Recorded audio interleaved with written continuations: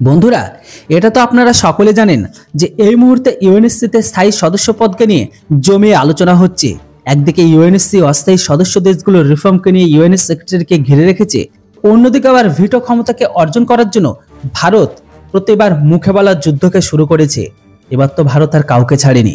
আমাদের বিদেশমন্ত্রী চীনকে নিয়ে এমন একটি স্টেটমেন্টকে দিয়ে দিয়েছে যেটুকু শুনে পুরো চাইনিজ সরকার রেগে লাল।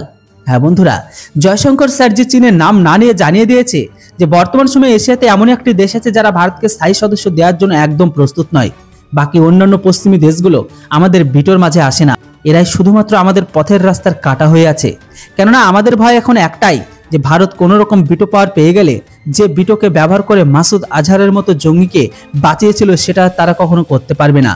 এর সাথে সাথে চীনের ভয় তো এটাও আছে, যখন ভারত ভিটো পাবে তখন চীনের মেম্বারশিপ অটোমেটিক কমজোর হয়ে যাবে। এই মঞ্চে ভারত একমাত্র দেশ যাদেরকে 4টি ভিটোধারী দেশ সমর্থন দেয়, তাই সেখানে চীনের দুর্বল হয়ে যাবে, এটা স্বাভাবিক ব্যাপার। তাই তো তারা ভারতকে বিরোধ করছে।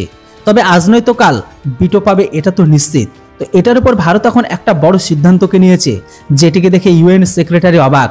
আসলে বন্ধুরা, ভারত রেগে গিয়ে ইউএনএসসিকে বৃত্তীয় সহায়তা দেওয়া বন্ধ করে দিয়েছে।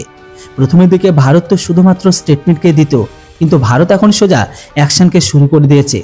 লেটেস্ট মিডিয়া পাওয়া রিপোর্ট অনুসারে ভারত 1 ফেব্রুয়ারিতে ঘোষিত করেছিল যে অন্তরিম বাজেটে ইউএনএসসিকে দেওয়া বাজেটকে অর্ধেক করে দিয়েছে।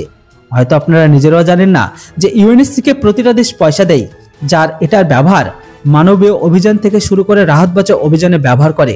কিন্তু বন্ধুরা, বর্তমান সময়ে ইউএনের কন্ডিশন এমন হয়ে গেছে যে এই মঞ্চে শুধুমাত্র ভিটোধারী দেশগুলো ছাড়া আর কোনো প্রবলেম সলভই হচ্ছে না। আর না কেউ ঠিকমতো বৃত্তীয় সহায়তা পাচ্ছে, কিন্তু পয়সা তো সবার কাছে থেকে সমান নেওয়া হচ্ছে এখনো। আর এখন এই কালাবাজারিকে থামানোর জন্য গত বছর ভারত যখন 382 কোটি টাকা সহায়তা দিয়েছিল, সেটিকে কমিয়ে মানে এটি 50% কম করে সোজা এখন এটিকে 175 কোটি করে দিয়েছে।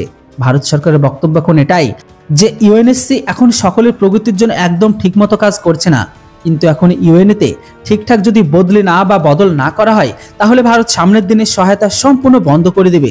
তো বন্ধুরা, এবার আপনারা বলুন, আমাদের কি ইউএনএসসিতে আমাদের ট্যাক্সের পয়সা দেওয়া উচিত যারা আমাদের চাহিদাকে পর্যন্ত পূরণ করে না?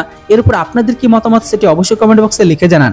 এত সুন্দর ইনফরমেটিভ ভিডিও বানানোর জন্য চ্যানেলটিকে নতুন হলে অবশ্যই সাবস্ক্রাইব করে রাখুন। Thanks for watching. জয় হিন্দ, বন্দে মাতরম।